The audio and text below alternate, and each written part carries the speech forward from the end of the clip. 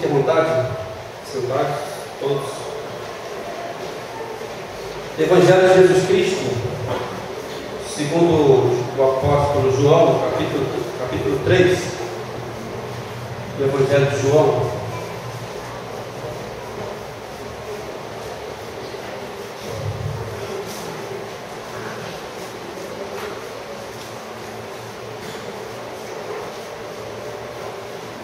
Evangelho de João, capítulo 3, nos diz assim: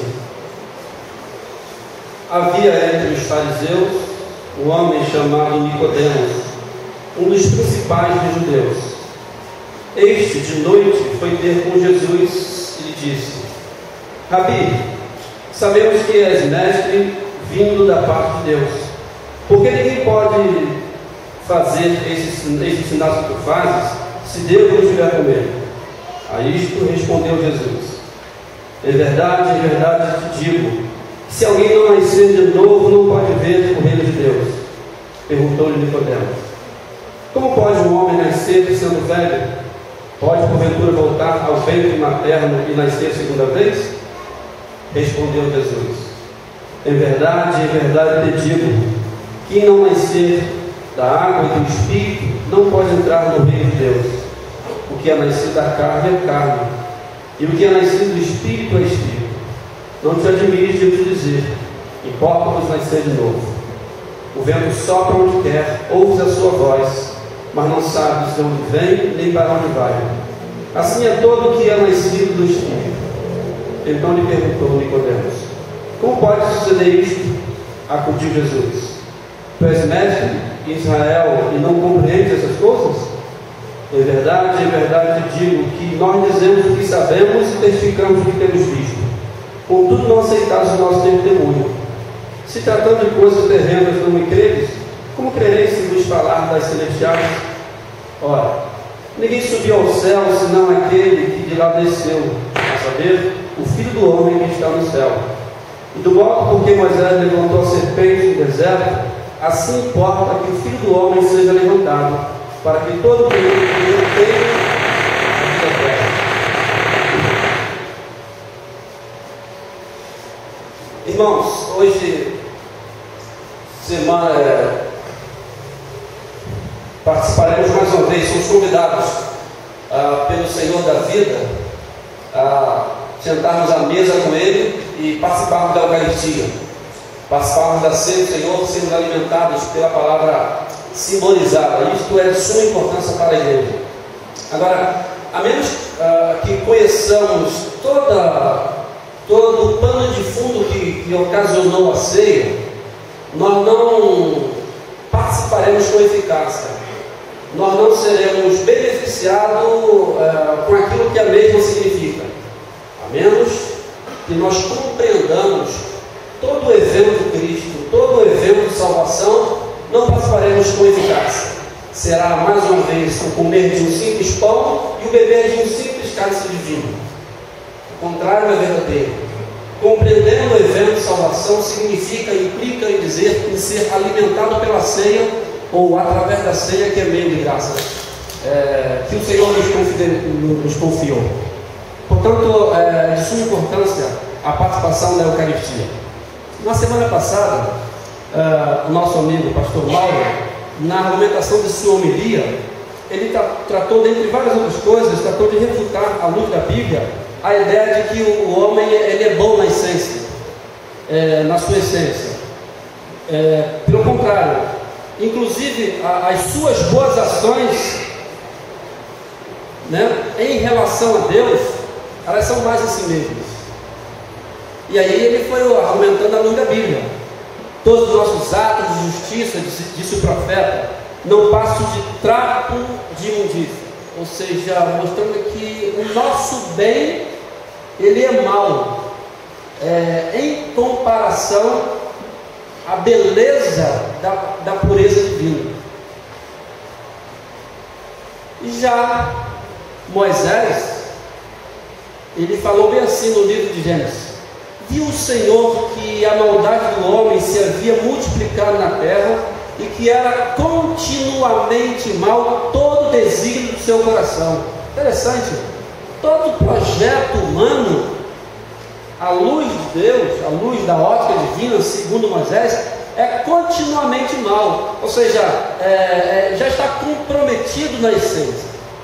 Vejam que a Bíblia, ela não descaracteriza, Deus não desdenha, Deus não desvaloriza as ações boas. Não, a proposta não é essa do Evangelho, mas a proposta é tão somente sinalizar que o ser humano está tão comprometido, razão da vida do Cristo, que inclusive as suas ações boas, elas não podem ser utilizadas para requerer da parte do Eterno qualquer benefício, inclusive uma relação salvífica com Ele, sobretudo uma relação salvífica com Ele.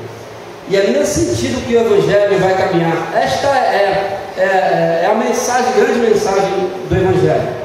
Interessante que não só a Bíblia tratou de pensar a essência do homem, de falar da essência do homem. Os pensadores modernos também tratam desse tema, quando eles começaram a discutir acerca do homem na sociedade, o surgimento da sociedade. E aí, para discutir o surgimento da sociedade, eles tiveram primeiro que discutir o homem. Por exemplo, para Aristóteles, ele vai alegar o viver em sociedade como causa natural. Para ele, o homem é naturalmente um ser político. Por ser um ser político, ele vive em sociedade. Ele necessita viver em sociedade. Porque vivendo na sociedade, ele interage com o outro, ele há, por consequência, a ajuda mútua. Ou seja, é a dependência humana que o faz viver na sociedade. E ele vai continuar dizendo o seguinte: são indivíduos de natureza vil ou superior ao homem, procuraria viver isolado dos outros homens, sem que a isto fosse constrangido. Ou seja, só um vil, só um perverso ou um ser superior negligenciaria ou não necessitaria da vida em sociedade. Este é o pensamento daqueles que alegam a causa natural, ou seja, o homem vive em sociedade em função da sua própria natureza. Mas tem um outro pensador que eu achei interessante também, que é Thomas Robinson. Ele vai dizer o seguinte: não, o homem não vive em sociedade porque por questão de causa natural. Ele vive em sociedade em função de um contrato, é o chamado contrato social. Por quê? Para Robinson, ele vai dizer o seguinte: o homem na essência é perverso, o homem é luxurioso, o homem é malvado, o homem é articulador, ele é malvado na essência. Bem, porque ele se compreende malvado na essência, o que ele faz? O que ele pensa? Bem, aquilo que eu sei que eu posso fazer de errado, logo o outro também pode fazer. Se eu quero tomar a sua propriedade, significa dizer que ele também quer tomar a minha. Se eu articulo o mal contra ele, significa dizer que existe grande possibilidade também de ele estar articulando o mal contra mim. E aí, antes do mal da parte dele para comigo, o homem começa a agir antecipadamente na vida do outro. Aí vira a guerra de todos contra todos. Aí vira uma luta de todos contra todos, cada um ditando a sua lei. E o Robert vai dizer que diante desse quadro, o que acontece? O que acontece é que o homem cria um ser fictício. Ele cria o que nós conhecemos hoje como Estado. E aí, o que acontece é o seguinte: sou eu, e o reverendo Paulo diz o seguinte: irmão, vamos fazer o seguinte, já que nós nos conhecemos e nós somos perversos em essência, e que assim como eu entendo o mal para você e você para comigo, vamos fazer o seguinte: vamos instituir o Estado, de forma que se você fizer algo contra mim, eu não preciso me vingar de você. Existe um Estado. Vamos confiar ao Estado a resolução de todas as nossas demandas. O Estado cria as leis e o homem passa a viver em sociedade. Por isso que não cabe mais a vingança pessoal. Não. Tudo hoje gera em torno do Estado. Ninguém pode fazer coisa sem que a lei permita. E aí o Estado vai tratar de resolver esta questão. Então o homem vive em sociedade, criou-se a figura do Estado exatamente por conta deste lado perverso do homem. E à luz desses dois modelos, o modelo bíblico e o modelo do pensador moderno, que inclusive ratifica o pensamento bíblico, é que nós vamos entender um pouquinho do nosso cenário social. E olha que já existe o Estado. Mas Hobbes vai dizer o seguinte, que é preferível o Estado corrupto à anarquia, à inexistência de regras, à inexistência de lei. É preferível. Aí a gente vê o tamanho perigo que somos nós. Preferível o Estado corrupto à inexistência do Estado com as suas leis. E aí a gente vai compreender o cenário político, essa perversidade, apesar do Estado, da corrupção. Faz parte da essência humana. Conversando com um amigo no trabalho, eu devia ter contado aqui, eu fiquei escandalizado com ele. Quando eu comecei a falar, você começa a estudar, aí você quer que todo mundo entenda, era comum isso. Você começa a querer partilhar. Eu não vem com essa historinha não. Na primeira oportunidade que eu tiver, eu também vou roubar, porque eu gosto de dinheiro, é só me colocar lá. Aí eu pensei, uma coisa é existir a possibilidade de você ser corrupto, mas você previamente já se identificar como corrupto e querer aquilo, isso é demais da conta. Eu fiquei frustrado com ele e saí do discurso, porque essa é a natureza dele. Então a gente vai entender o cenário político, toda essa corrupção, a gente vai entender o cenário da segurança pública com toda essa corrupção, e a gente vai entender o cenário também religioso, guardadas as devidas exceções, muitas vezes, na maioria das vezes, totalmente desacreditado. E aí a gente vai entender muitas vezes também o cenário da própria família, muitas vezes desarticulada. É a natureza humana. Né? Conversando aí com minha esposa em função de escola, a gente vai aprender muitas coisas. E hoje, as mães vão às escolas para brigarem com as professoras se essas derem uma nota ruim para os seus filhos. Não é preocupação com o futuro do filho, não. É a preocupação de perder uma assistência do Estado. Aí, as tias têm que fazer o quê? DMB para essa figura. E MB vai ser o quê? Muito burro, vai continuar. Mas esse é o contexto. É a natureza. Esse é o cenário, irmãos. Este é o cenário. Bem, e é à luz desta palavra introdutória que nós vamos perceber um pouco do diálogo entre Jesus e Nicodemos. Né? Jesus, nesse diálogo, ele vai ir no cerne da razão dessa problemática toda. Nicodemos era um mestre em Israel. Como os outros, ficou impressionado com os sinais de Jesus, sem contudo atinar para o seu significado. Ele ficou impressionado com os milagres, mas até então não tinha compreendido o seu significado. Ele entendeu, porém, que os mesmos só poderiam ser realizados por alguém que tinha prerrogativa divina. Jesus viu o estado de sua alma por trás das palavras de saudação. Suas palavras, portanto, foram proferidas no sentido, as palavras de Jesus, no sentido de falar a condição de Nicodemo, de falar exatamente ao coração de Nicodemo. Interessante, Nicodemo chega, elogia Jesus Cristo, né? Senhor, ninguém pode fazer os sinais que tu fazes se Deus não estiver com ele. E por que Nicodemos? Porque Jesus Cristo percebeu o coração de Nicodemos, ele foi exatamente falar a condição de Nicodemos, meio que ignorou o elogio e falou: é verdade, Nicodemos, é verdade vos digo, aquele que não nascer de novo não pode ver o reino de Deus.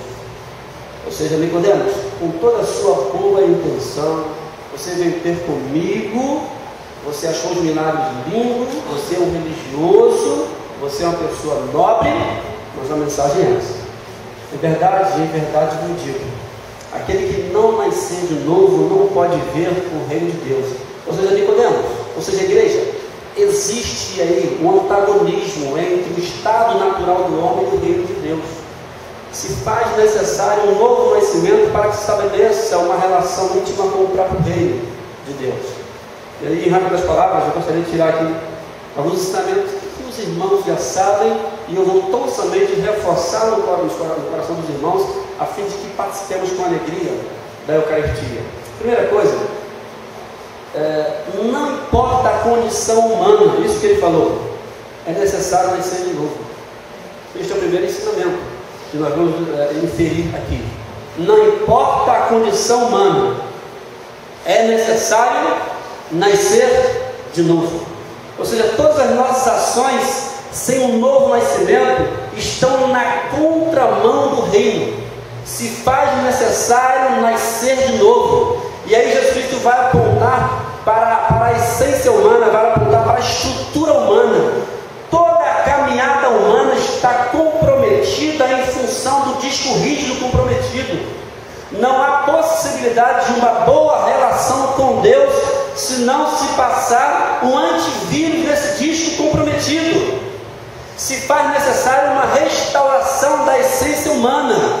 Por isso ele diz para Nicodemos: Nicodemos, é necessário nascer de novo. Não há possibilidade de uma relação do homem natural com o reino de Deus. Pelo contrário, o apóstolo Paulo vai dizer o seguinte: que o homem natural não compreende as coisas do Espírito, porque elas se discernem espiritualmente. Ninguém, nenhum ser na terra, é capaz de discernir os mistérios do Evangelho, se não previamente ter sido impactado pelo Senhor do Evangelho.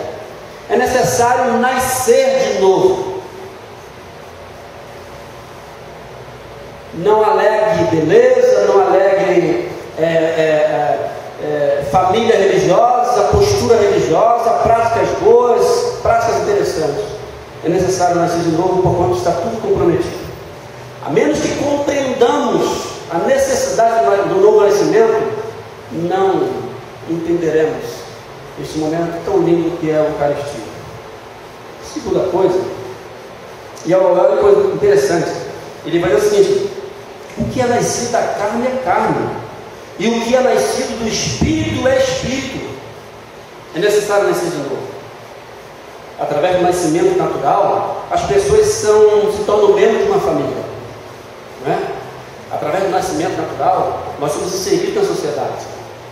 E aí nós somos o pai, nós somos a mãe, nós somos os filhos, nós somos o profissional advogado, o profissional professor, nós somos o mecânico, nós somos o vizinho, nós somos a vizinha, nós somos aquele que frequenta o cinema, nós somos aquele que vai à praia, nós somos aquele que vive na sociedade, porque nascemos e somos inseridos em uma família, seja a família biológica ou a família enquanto sociedade. O nascimento natural nos privilegia isso, nos dá o privilégio de participarmos da vida em sociedade. Mas somente o nascimento da água e do Espírito nos possibilita, nos habilita a participarmos da família da fé, da família de Deus. O apóstolo João, com muita propriedade, ele falou assim: veio para os que eram seus, mas os seus não o receberam, mas a todos quanto receberam, deu-lhes o poder de serem feitos filhos. Participar da família divina se faz necessário passar pelo crivo do novo nascimento. Ele vai nos ensinar uma coisa: não importa a condição humana, é necessário nascer de novo. Não importa a vontade humana, o novo nascimento é fruto de uma vontade soberana. Não importa a vontade humana, o novo nascimento é fruto de uma vontade soberana.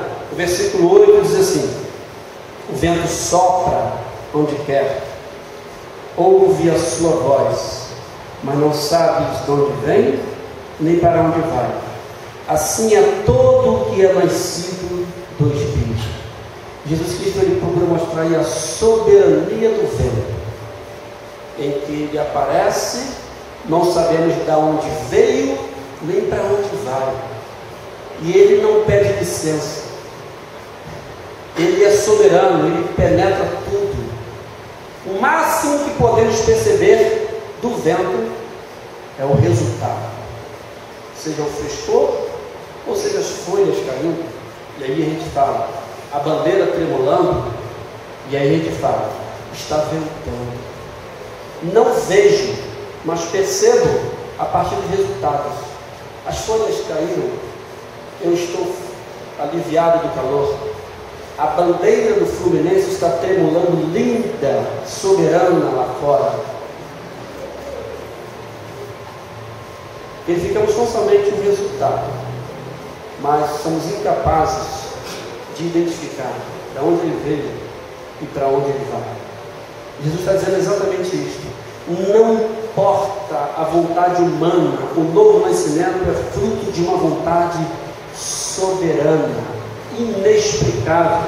Assim como o ir e vir do vento não pode ser controlado por poder ou sabedoria humanos, também o novo nascimento do Espírito é independente da vontade humana. Olha que coisa interessante, parece paradoxal. Cristo fala para Nicodemos: Nicodemos, de verdade vos digo, se você não nascer de novo, não pode ver o reino de Deus. E Nicodemos ficou numa sinuca de bico quando ele continua: o vento sopra onde quer, não sabemos de onde vem e nem para onde vai. Ou seja, Nicodemos, você precisa nascer de novo, mas você não tem absolutamente nenhuma condição de nascer de novo dependendo de você mesmo. E aí a gente vai perceber que a vontade soberana está sobre a vontade humana. A realidade, inexiste a vontade humana, porque a vontade humana ela está totalmente comprometida. E aí está a beleza da graça. Deus, percebendo a vontade humana totalmente comprometida, totalmente incapaz de responder positivamente à sua voz de amor, à sua voz de carinho. Deus, percebendo a vontade humana totalmente tendenciando para o mal, e aí soberanamente Ele entra com a sua vontade livre, perfeita, sábia, que foge à capacidade de compreensão. É soberana porque é a vontade que é irresistível. A graça de Deus é irresistível. E o profeta, com muita propriedade, Jeremias, falou: Deus, o grande profeta, com amor eterno te amei, e com benignidade te atraí. Ou seja, o novo nascimento é o atrair divino, é a voz carinhosa de Deus aos nossos corações, tirando toda a nossa cegueira espiritual e nos fazendo compreender aquilo que até então não compreendíamos, nos fazendo ver a nossa nudez, nos fazendo ver o nosso estado de tamanha fome, sede, e agora recorrendo a Ele, que é o pão e a própria água. Não importa a vontade humana, o novo nascimento é fruto de uma vontade soberana. Finalizando, não importa as obras humanas, o novo nascimento é fruto de uma obra perfeita de Cristo. Não importam, digo, as obras humanas, o novo nascimento é fruto de uma obra perfeita de Cristo. Versículo 4 diz assim: e do modo porque Moisés levantou a serpente no deserto, assim importa que o Filho do Homem seja levantado, para que todo aquele que nele crê tenha a vida eterna. Ou seja, ele vai argumentar com Nicodemos, agora do ponto de vista da história. Nicodemos, lembra aquele episódio do deserto? Nicodemos certamente, enquanto mestre, lembrava. Quando o povo estava no deserto, desobedeceu a Deus e foram picados por serpente. O povo chorou, conversou com Moisés e Moisés intercedeu. E a ordem divina foi: levante uma serpente de bronze. Todo aquele que olhar para essa serpente será curado do veneno da serpente. E a história, esta Bíblia diz que a orientação foi: sempre que alguém perguntar o que foi, diga, não sei. O fato é que eu estou como que nascido de novo, porque eu estava morto em função do veneno, mas olhei para a serpente e eu nasci de novo. E agora Jesus Cristo pega esse evento histórico e vai dizer o seguinte: do mesmo modo como Moisés levantou a serpente no deserto, importa, é necessário que o Filho do Homem seja levantado, para que todo aquele que nele crê não pereça, mas tenha a vida eterna. Portanto, não importa as obras humanas, o novo nascimento, ele é fruto, ele é resultado, ele é consequência dessa obra perfeita de Cristo, definitivamente para todo sempre, na cruz do Calvário. Não depende de mim, não é resultado do que fazemos, mas é resultado daquilo que o nosso substituto perfeitamente, de forma amorosa, fez.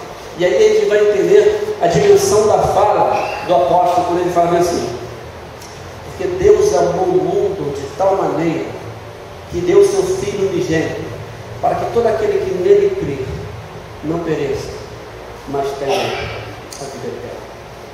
Queridos, nesta manhã feliz, domingo do Senhor, quando somos convidados para participarmos da Eucaristia, a menos que compreendamos tudo isso, toda esta caminhada histórica de Deus no tempo e no espaço em nosso favor, e não só compreendendo a caminhada de Deus em nosso favor, mas compreendendo aquilo que nós éramos e aquilo que somos hoje em Deus, a menos que compreendamos isso, não participaremos com eficácia e com alegria. Portanto, curva a sua cabeça agora e agradeça a Deus. Pense aí em tudo isso que o pastor falou. Não importa a condição humana, não importa o que você é, não importa a sua cor, não importa a sua classe social, não importa, é necessário nascer de novo. Não importa a vontade humana, o novo nascimento é fruto de uma vontade soberana, porquanto a nossa vontade estão comprometidas. Não importa as obras humanas, o novo nascimento ele é fruto de uma obra perfeita de Cristo. Agradeça a Deus nesse momento pela obra perfeita, pelo que você é hoje, enquanto pai, enquanto esposa, enquanto filho, pelo que você é hoje na sociedade por conta do Evangelho. Nós temos aprendido a viver exatamente isso, o Evangelho fora das quatro paredes, vivendo na sociedade. Deus, queremos louvar, queremos te exaltar, queremos bendizer ao teu nome por tudo que o Senhor fez por nós. Te agradecer porque o Senhor percebeu o nosso estado de miséria, a nossa incapacidade, a nossa dificuldade de vivermos em sociedade, e agora o Senhor nos chamou, nos resgatou, nos salvou em Cristo Jesus, nos colocou numa comunidade, nos uniu ao Senhor mesmo e nos uniu a outros irmãos. Nós te rendemos graças por tudo isto, Pai.